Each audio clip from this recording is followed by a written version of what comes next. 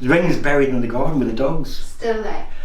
I don't know. I tried finding it last year and I couldn't find it. Right.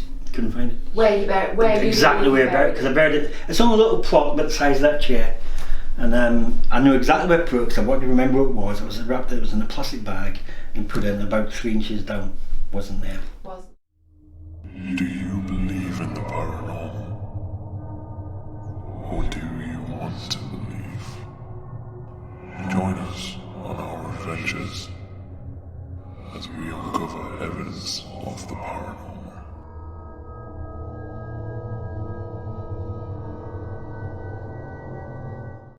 Right, whenever you're ready, go ahead. Okay, Michael, thank you very much for allowing us into your home this evening.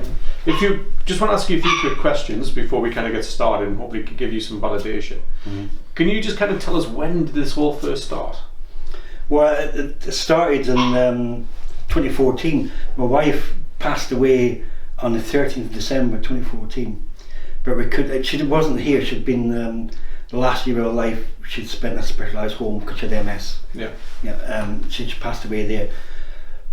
But the funeral had to be delayed because of Christmas, and so it was mid-January before I had the funeral, and it was the night of the funeral, because Mum had asked to have my wife's engagement ring back because it was her mother's, and they gave me back my wife's wedding ring as well, which I wanted her to keep. And so I brought her home, and I didn't want to lose it. I didn't want it to stick in a drawer or anything. So I put it in a shelf through there with this ceramic ornament, but it was hollow. So I put it on top of it so I knew where it was if I wanted to see it. I was never going to get rid of it.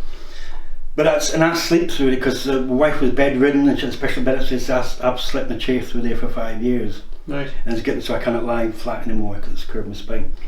But and I could hear what can only describe, you know when a coin spins, when it's its last, and that's you spins and it's just about to stop. I could hear that noise come from the ceramic thing, and I just disregarded it, and but 20 minutes later it did the same thing again. So I picked up and the ring looked in the same place.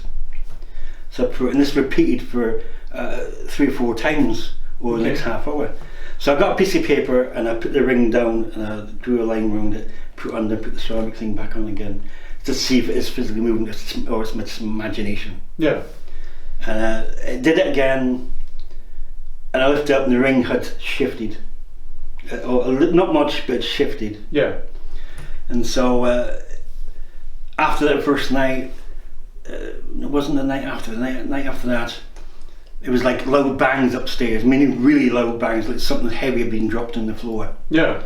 And that happened in the kitchen and upstairs 3 or 4 times that week, and I could feel a sense of anger. I mean, this house has always been relaxed. It's been a lovely house. Always been a good atmosphere, and I tend to pick up on atmospheres. But then there was a shift. Frustration and anger. Yeah. And so I surmised that it was my wife, and she was angry because I had the wedding ring and she hadn't, because it was actually on her finger. She lay between her death and the funeral in the funeral home with a ring on her finger. It was taken off just prior to being cremated. Right. So I figured that the ring had brought something back, and I thought it was my wife, but I wasn't sure. So it's almost like she could be attached to the ring. Attached to the ring, and that's what I thought. And so I thought the best thing, there's got a little square in the garden with brickwork, and we've got the dogs buried, 2 dogs buried there, my wife's dogs, and she loved them to bits. And I thought what I'll do is I'll bury the ring in the garden with the dogs, you know. Well, and everything stopped. Everything stopped, and for the rest of that year, nothing happened. Absolutely nothing. I thought, that's it, that's what the purpose was. Yeah. She was telling me she was angry and she wanted the ring back, and the whole atmosphere went.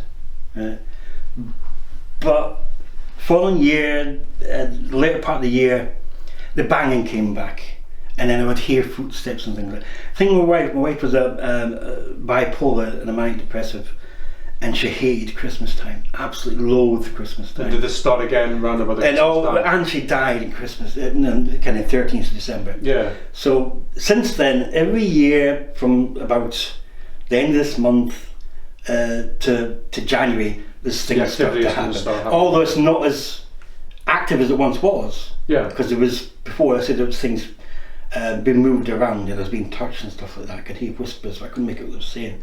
But I felt loved as well. It felt right, you know. I knew it was her. At that stage, I knew it was her, and I felt fine with it, you know. And so I wasn't afraid at all. So it's almost like she wasn't ready to leave. Well, yeah, and she spent literally 5 years dying, and I looked at her for 3 years here, and she could barely speak. She couldn't move. She was in constant pain, so she wanted to die.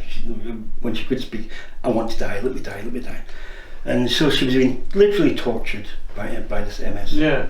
And so she went through absolute agony and horror for the last 4 years of her life. So it's no wonder that her spirit is like... Yeah, so it's almost like now that she's been released from that body, she's able and free to be able to move around and come back and want to possibly spend more time with you again. But only in the latter part of the year when you know, that's a connection, I think. So when was the last time something happened?